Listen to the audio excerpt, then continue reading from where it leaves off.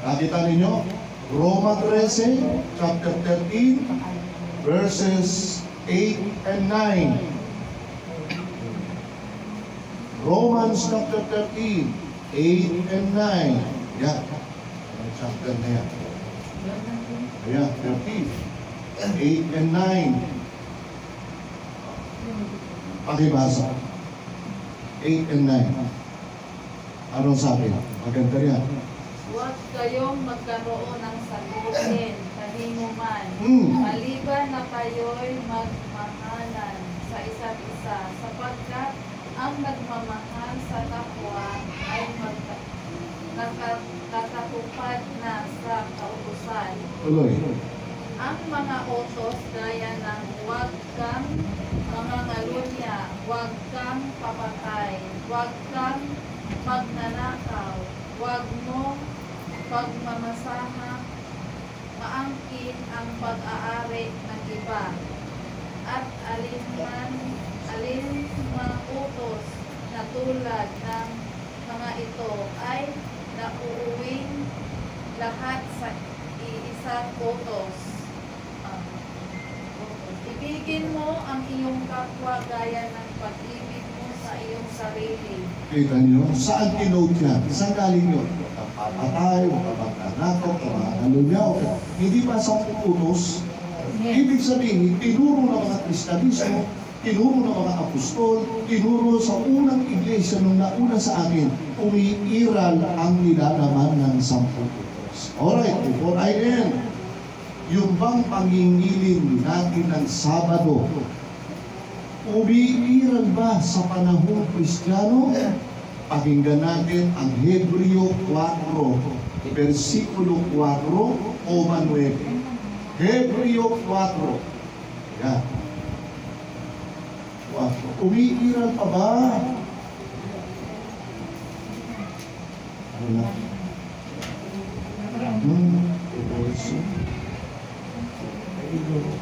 Yan. Oras na. Yan. 10 o'clock. 4 muna. Yan, 4. Pakinggan natin, no? 4. Oo.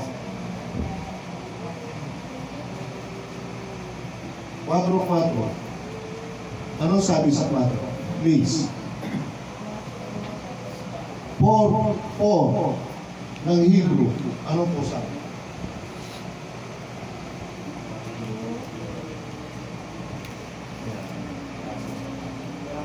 4.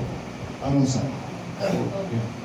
Sapagkat sinasabi sa isang bahagi ng kasulatan ang ganito tungkol sa ikapitong araw, at sa ikapitong araw lang pahinga ang Diyos sa kanyang paglikha.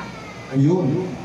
Sa isa, sinasabi sa kasulatan tungkol saan? Sa ikapitong araw na ang Diyos ay nagpahinga sa kanyang mga gawa. And that is the day of creation. Tungkol sa ikapitong araw. Tanong, anong araw ngayon? Sabado. Sabado. Ilang araw itong Sabado? O ikapito. Sabi, ngunit tungkol sa ikapitong araw, sinasabi ng kasulatan, ang Panginoon ay nagpahinga. Alright. Sapagkat nagpahinga ang Diyos ng ikapitong araw, ano ang pasunod sa atin? Versikulo 9. 4, punta kayo sa 9. 9. Pakibasa. 9. Yeah. Kung paanong nagpahinga ang Diyos sa ikapitong araw, mayroon ding kapahinahang nakalaan sa mga taong sumasampalataya sa Diyos.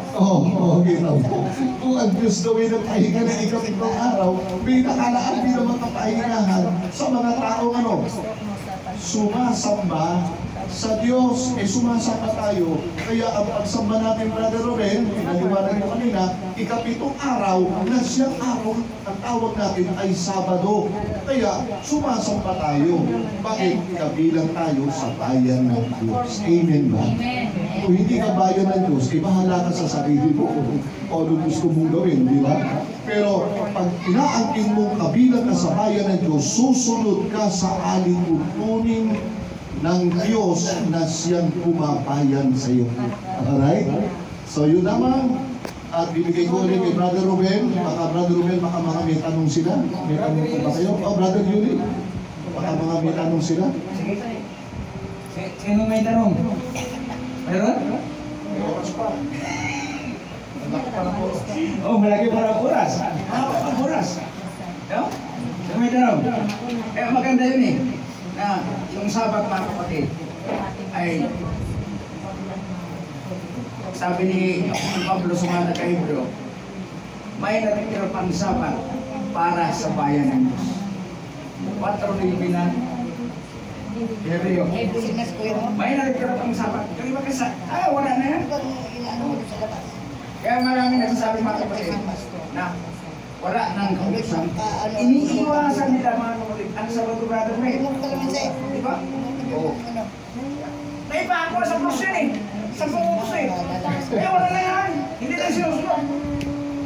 Panahon ni Moses pa yun eh. Oo.